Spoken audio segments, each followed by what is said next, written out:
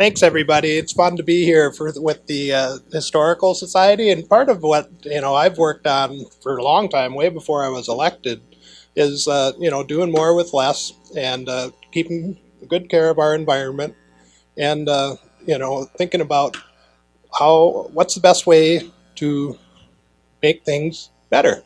And sometimes it's going back to the past. So, as I've been, like I said, before I was elected as a citizen activist, and so there were some ideas that I didn't think were getting across to our city government. We're home rule, so we do initiated measures. I've done 4 of those, and we've won them all. Doesn't cost you much. You just put an idea out there, do your homework, and share the ideas with your neighbors. So that is a way to engage people in their community. And the culture in Fargo is changing. So I think one of the measures that I use is children. Not too long ago, we had, and maybe in some areas we still have, what we call the brain drain. Where do the kids go? And 10 years ago at the schools, they'd invite me to speak at the school, and I'd ask them, juniors and seniors, who's sticking around when you graduate? And then the Fargo Public Schools does the same thing. And they asked the students who's sticking around. In 2004, about 25 to 30% would say, I'm sticking around, and 65 to 70% were saying, I'm looking for something more fun. And now, when we poll those same students, 65% say, I'm sticking around Fargo, 10% say, I'm sticking around the region, and only 25% want to move on to other areas. We want all our children to learn and to travel and experience the world, but we also want them to be able to have an environment where they can make a difference. So engaging people, to me, is one of the best ways to build community and strong, safe communities. So that's a little bit of the basis, and I think that's something that we can get back to. So one of the things we talk about is why bike share, why transit, why does it matter? It's about how do people move around your city? How do they be able to afford to live in your city? How do they be able to afford where they live? And choosing where we live matters, and giving people the opportunity to live in areas that make sense, where you don't have to drive everywhere. So this is a little picture here. This is Fargo in the 30s. We had streetcars. We had 4 million people a year riding on streetcars, so they didn't have to drive everywhere. They had cars. But that's Broadway in 1930. And then here it is in 1975, after the malls had started to open and the downtown had started to get vacated. They thought, at one point they were thinking, let's just cover the whole downtown and make it a mall, and that didn't prove to be practical at all. And there was hardly, this was the depth of the value of Fargo. And then this is in 2002, and we'll kind of progress through and show how it goes. So in the 30s, our downtowns had more people and buildings in them than they do now. You see the grid design, the short blocks, every mile you'd have 12 blocks. You have a lot of different ways to move around, so it really reduces congestion when you walk or drive because you have a lot of opportunities. In a grid 6 section like this, in a traditional neighborhood design, like around when you go south to downtown here, same thing. You have a lot of options. If there's a lot of traffic that way, you can take from one corner of a grid with 12 block designs to the other. There's 144 ways that you can move around those blocks to get where you're going to go. If you funnel everybody on to major arterials and there's not a lot of connectivity, you're creating congestion. So it doesn't matter how wide you build your roads, it makes it tougher to get around. So what engineers all over the country are finding out is going back to narrower streets. It sounds counterintuitive. Narrower streets, more connected streets reduces congestion. So here you can see the difference. So there were more people living in Fargo downtown in the 30s than there are now by far. And if you look back at this one, you hardly see a flat parking lot. All of the areas are mixed use. There's people living there, they're working there, they're learning there, they're playing there. That's good urban design.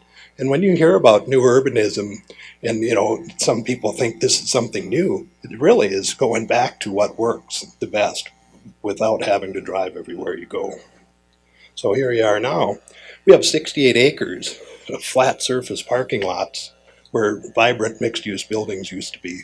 So your work as a person, preserving and historic society really helps. I mean, preserve buildings that are worth preserving, but also, maintain a character and a feel for an area. So we think about Fargo, we always wonder, well, all you've got is land. Why are you putting houses right on top of each other? Why such small yards? You got to look at your neighbor, all this. Well, this is including Moorhead, this metro area. But even if we just split it out to Fargo, we have 50 sections of land in Fargo now. Just in the last 30 years, we've doubled our footprint. We haven't doubled our population. So our land use has been expanding at a much faster rate than the population growth. So Boston has 48 sections of land. They have 700,000 people. It's 22 people per acre. San Francisco has 46,000 acres, 46,000 square miles. They have 33 people per acre. Fargo has 50 sections. We have 3.6 people per acre. Now, in traditional neighborhood design, like between here and downtown, that's about 9 people per acre. That's traditional neighborhood design. So in the areas where our cities were formed before we started building for cars, about moving cars around in the 50s, we were averaging about 9 people per acre or better because families were bigger then. Well, now we have 3.6 people per acre. So the point is, we don't need to add any more land to our city because it's very expensive to deliver services to those far-ranging, low-density areas. It costs all of us money. It's not efficient. If you want to live in the country, it's fine. But you choose to live in the country and you're not going to get all the services. Or if you want to live on the fringe, you might have to pay a little more because it costs a little more.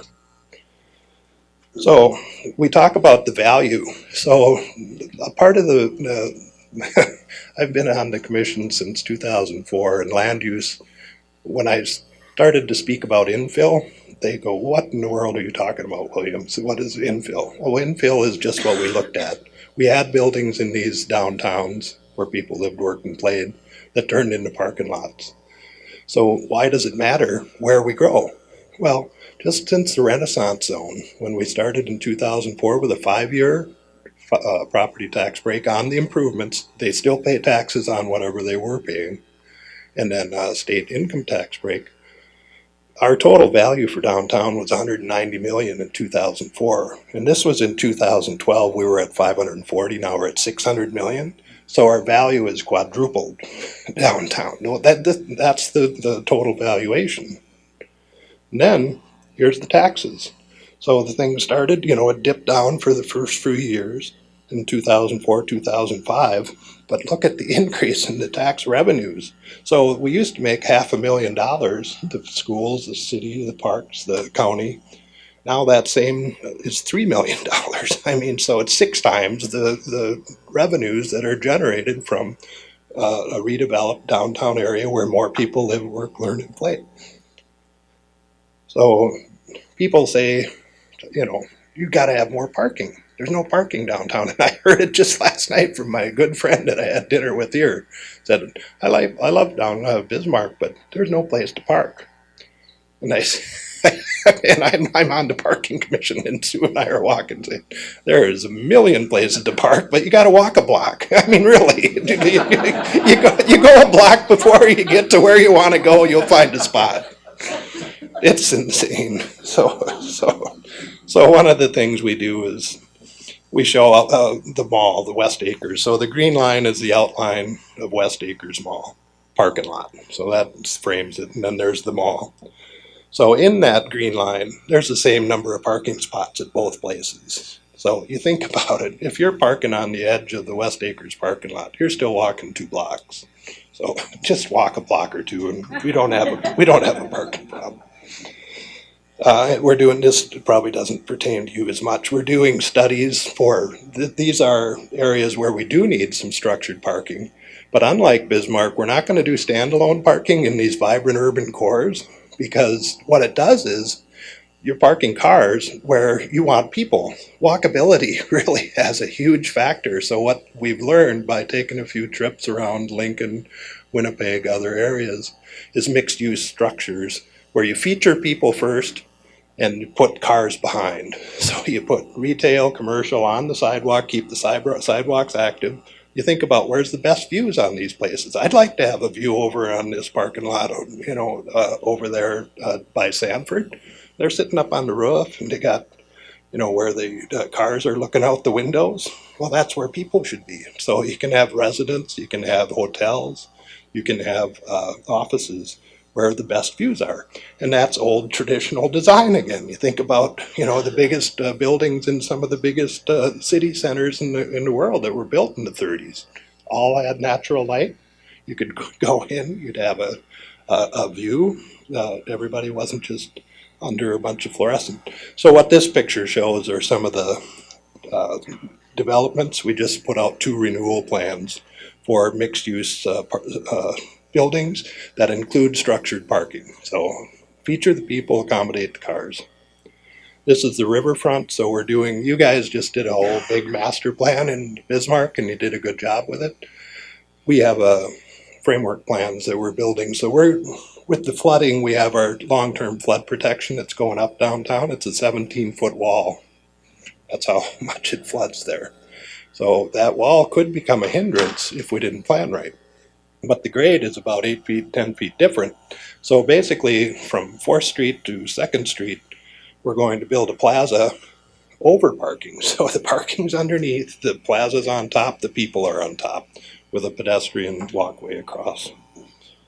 So the riverfront is developing in Fargo, so that all of this is happening right now.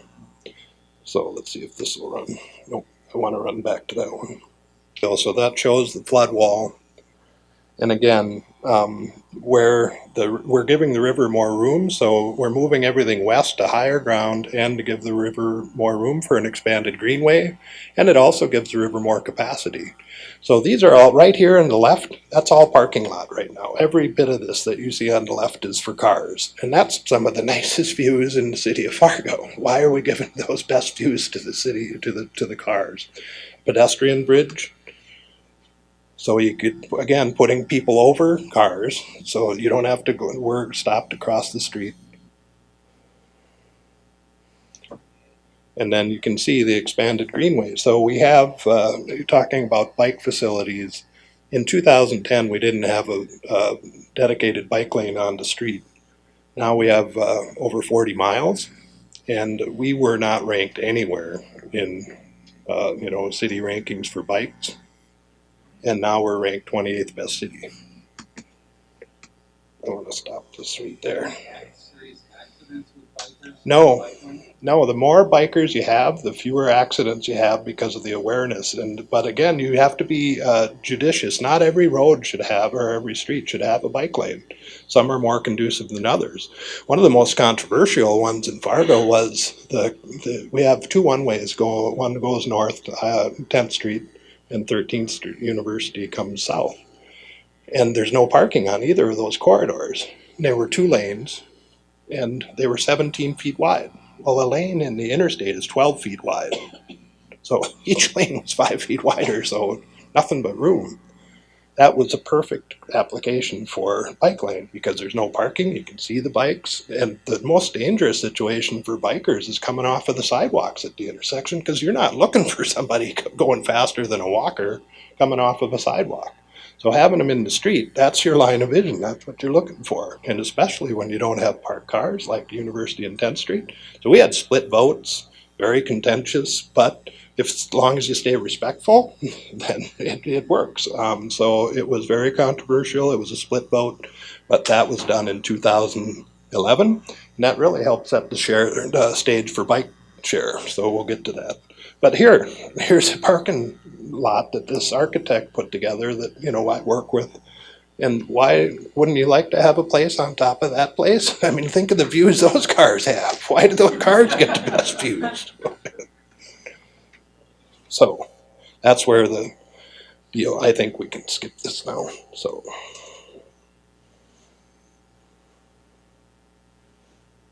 you get the idea, expanded greenway, pedestrians over cars, people over cars, access. So connect, protect, and beautify. So that's that.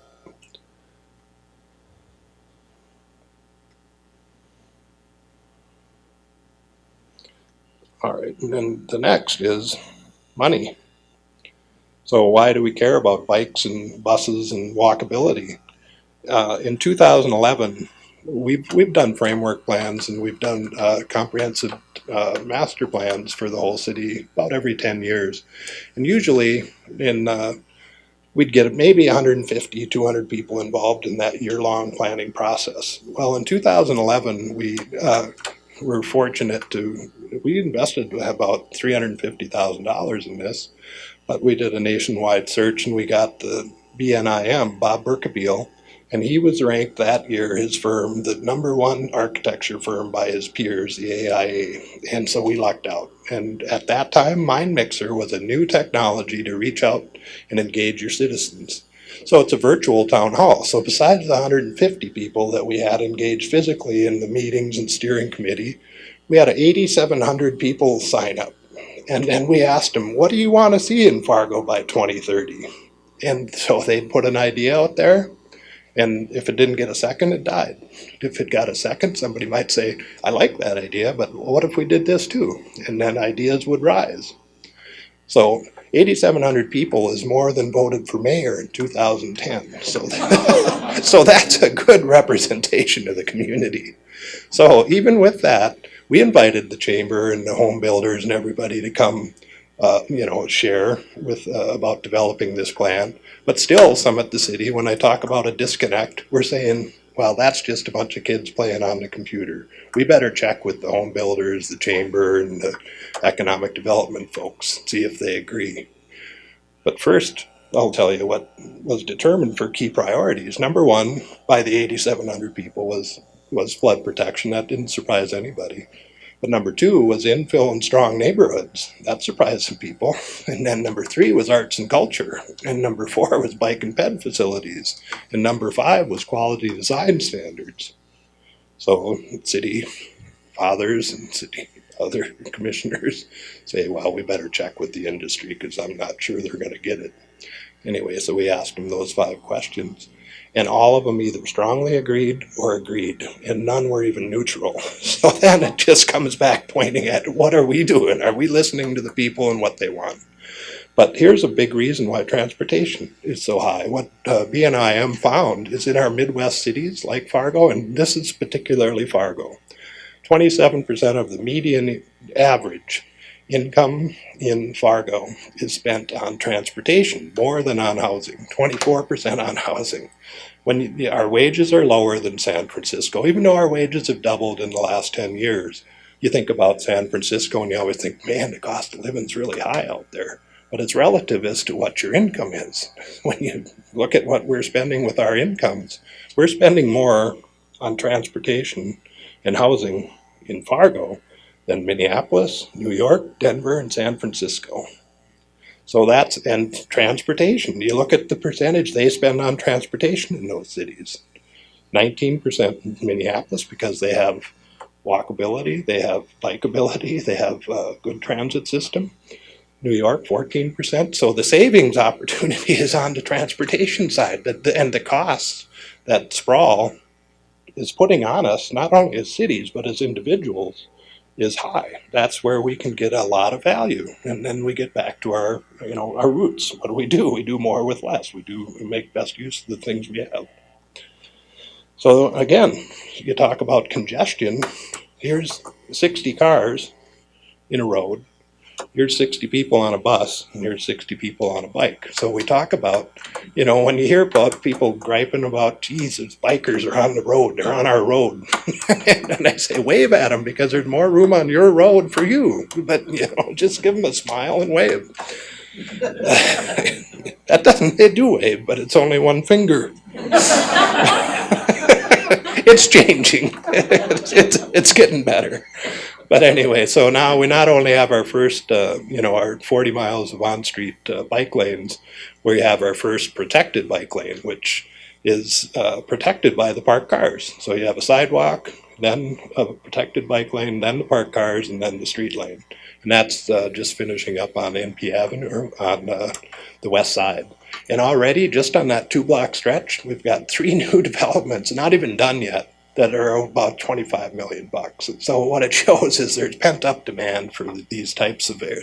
Not every street's going to be this way, but you can pick your spots, pick your signature streets where you're going to build them for pedestrians, for bikers, and cars can use it too, but you're featuring people. So that's about what it'll look like.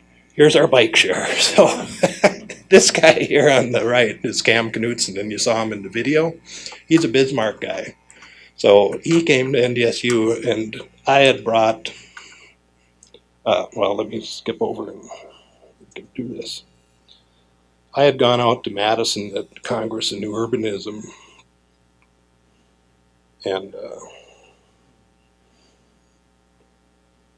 I talked him into bringing a demo. Like every major and medium and small size city is really considering bike sharing as part of their overall transit network.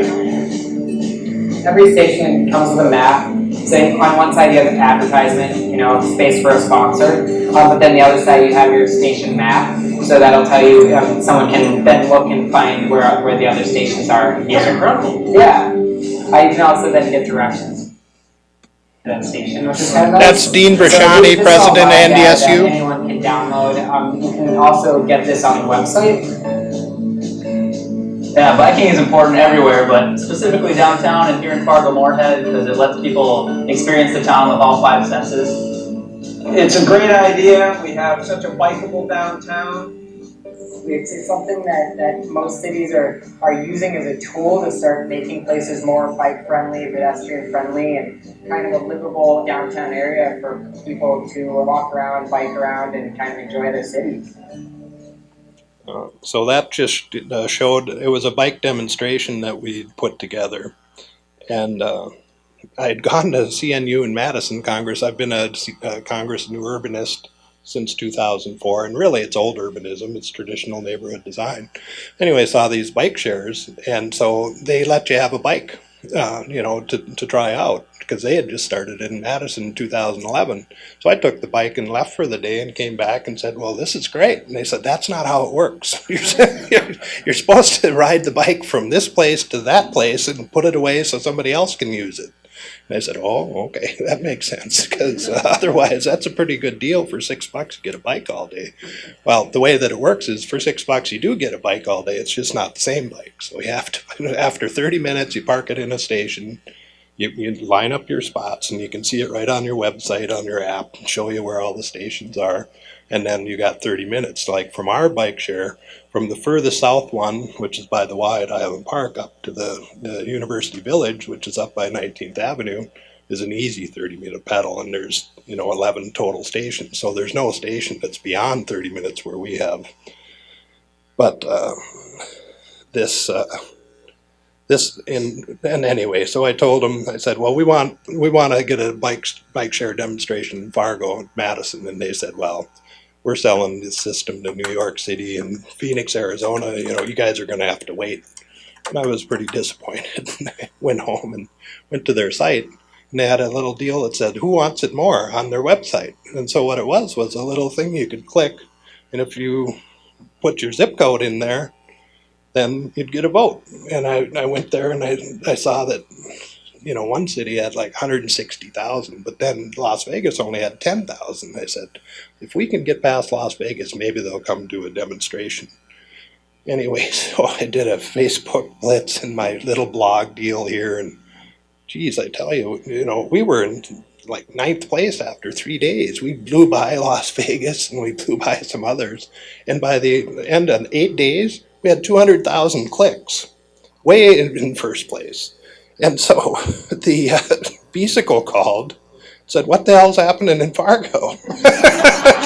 And I clicked a lot, but I couldn't do 200,000 clicks. So this is just some of the fun stuff we did. So some of the people that were showing, we'd just, kind of make them superheroes. So these were some of the people, the Flash and all those.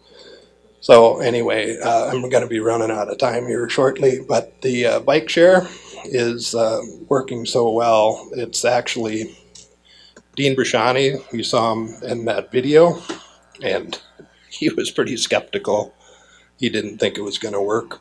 You didn't think transit was going to work. In 2004, when we had the first campus downtown, we chose not to add parking, but to use buses. Again, we only had 80,000 college riders in those days. Well, we tripled up the buses, so we have 10-minute routes, and now over 1.1 million people, or students, use the bus, 2.2 million total. Now, with the bike share, the students led it. So this is our bike share team. So Cam, the guy from Bismarck, was the student body president. We worked with the student government through 3 years, and during that same time looked to find funders. And it was very difficult, but we came up with a model that was unique, and there's not another one like it in the country, in that the students are automatically, well, they have to enroll, but through their student activity fees, without adding any new fees, they just reallocated old ones. They pay $6 a semester. So they can enroll, use their Bison card, and go check out a bike. And we had to work with the company, Bicycle, to get them to change their technology so they could accept that better technology that the Bison card had. And they did not want to do it, but we said we can't do it any other way because our model won't work. So we developed this unique model. And so we have 100 bikes with 11 stations. Took 3.5 years. And when you think sometimes a commission meeting might be contentious or a lot going on, every Sunday for 3 years we'd hear about bike share. And some of those meetings were 5 hours with 50 student senators in the room. And they're clicking. If they like something, they click. And if they don't like something, they're texting and scowling. So it's a wild scene, but they got through it. So they not only allocated some of their activity fees, they also came up with $60,000 in capital cash. So the whole system cost $450,000. We have community partners that invested for the stations, like the city of Fargo just put in $30,000. We got the Sanford put in 30,000. Great Northern Bicycles, Kilbourne Group, YMCA, and so we have a $450,000 bike share that's all paid for with 11 stations, and the whole thing runs for $90,000.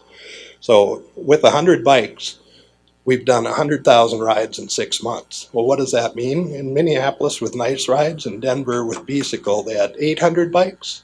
And it took them a whole year to get to 100,000. So with 1/8 of the resources, we had more rides in 6 months than they did for a whole year.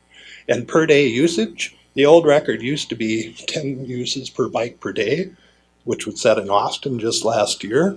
We opened in March 15th and we broke their record the first spring. We had 14 uses per bike per year. This fall, we had 19 uses per bike, so double the old national record. So the Bicycle, the bike share people around the country are all looking at this model saying, we have a university too, we have college kids too, we have some areas, it's not going to work all over town. You have to be very selective. Go where your density is, go where your users are, and connect them. But you got to learn to say no.